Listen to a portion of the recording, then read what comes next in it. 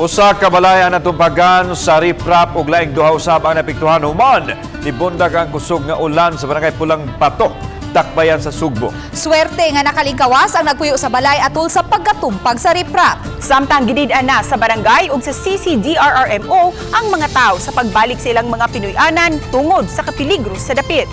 Kaniya ang report. Nabtana mo ang kapulisan sa Station 8 sa Cebu City Police Office nga nag-follow up sa kahimtang sa dapit. Di nahitabo ang pagkatumpag sa riprap. Wa na'y mga nagpuyo sa mga panimahig kay giingong nihikling na sila makabanay.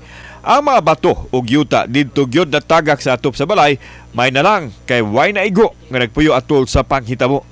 Nibigay ang riprap sa usa ka housing development diha sa ibabaw nga bahin unya ang iyahang pagdahili sa bato o guban pa mga materials diri nitug pa sa balay.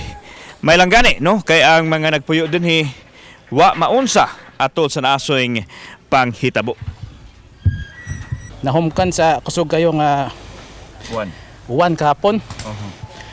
Nya wala na ang mga tagbalay nga ri kay advisean man nga di lang sila di una mo kuan diri.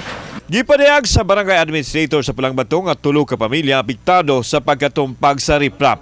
Giulagway silang mga illegal settlers nga gidid-an nang mopuyo sa dapit tungod sa kadelikado sanglit na himutang usab kini kilid sa sapa. Wala rin na kuan nga tao, but ang ilang balay na usa ka balay nga totally jud nga natabunan siya. Nakikalayon usab ang barangay sa developer sa Luna diin nahugno ang riprap. Wa pay giluwatang pamahayag ang tagdumala sa housing project kansang riprap nahugno.